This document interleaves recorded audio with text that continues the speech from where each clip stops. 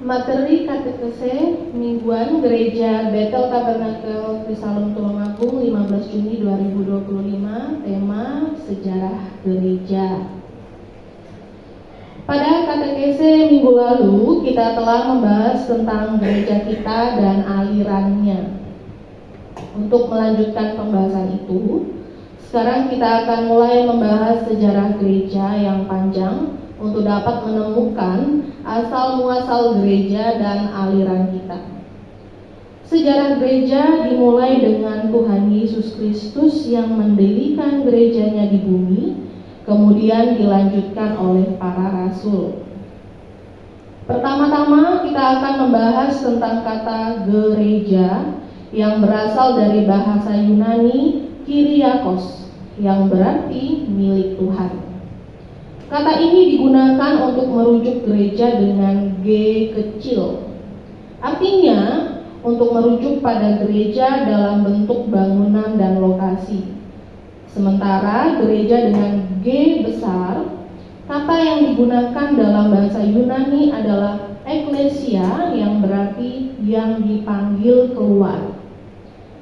Dalam Alkitab, kata eklesia tidak diterjemahkan sebagai gereja, tetapi diterjemahkan sebagai jemaat. Jemaat itu didirikan oleh Tuhan Yesus di atas para rasulnya, terutama Rasul Petrus. Dalam Matius 16 ayat 18, Tuhan Yesus bersabda, "Di atas batu karang ini aku akan mendirikan jemaatku, dan alam maut tidak akan menguasainya." Inilah dasar Alkitab yang membuktikan bahwa gereja didirikan oleh Tuhan Yesus sendiri. Dengan perkembangan jemaat di masa para rasul, gereja menyebar di berbagai wilayah. Menurut Kisah Para Rasul 9 ayat 31 dituliskan, selama beberapa waktu jemaat di seluruh Yudea, Galilea, dan Samaria berada dalam keadaan damai. Bila kita membaca dalam terjemahan Indonesia, mungkin kita akan beranggapan bahwa yang dibicarakan dalam ayat ini adalah tentang tempat-tempat gereja berada. Tetapi dalam bahasa aslinya dituliskan Ecclesia Catholis, yang berarti jemaat secara menyeluruh. Artinya gereja itu adalah satu dan menyeluruh, bukan terbagi-bagi berdasar daerah dan wilayah. Bila ada gereja yang tidak menyatu dengan gereja yang menyeluruh, maka dapat dikatakan bahwa gereja itu tidak sah atau bisa dibilang sesat. Istilah Ecclesia Catholis itu mengalami pergeseran pelafalan menjadi Ecclesia Catholicos, yang tetap memiliki makna yang sama, yaitu gereja menyeluruh. Pada rentang tahun pertama sejak gereja berdiri sampai tahun 451 Masehi, gereja hanya ada satu, yaitu Ecclesia Catholicos, atau bisa diterjemahkan artinya gereja Katolik. Gereja memiliki inti ajaran yang sama dan disebut sebagai ajaran yang ortodoks, yang berarti jalan yang benar. Jadi hanya ada satu gereja, yaitu Katolik, yang berarti menyeluruh, dan hanya ada satu ajaran, yaitu ortodoks, yang berarti benar. Ajaran yang dipandang sebagai ajaran ortodoks adalah ajaran yang diakui oleh semua gereja secara menyeluruh. Jadi dalam menetapkan mana ajaran yang benar, gereja-gereja yang tersebar harus berkumpul dan mengadakan rapat besar. Semua ini sudah ada sejak zaman para rasul masih hidup.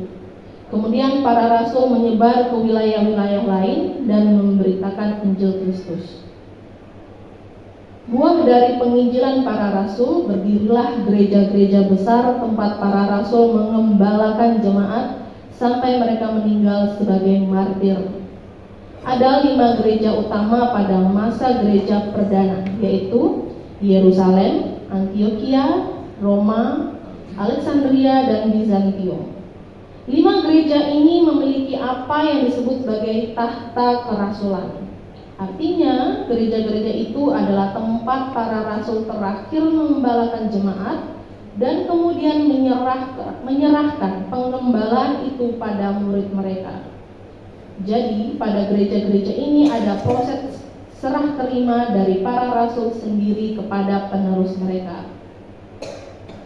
Gereja Yerusalem dengan budaya Yunani didirikan oleh para rasul dan diserahkan pada Yakobus, saudara Tuhan.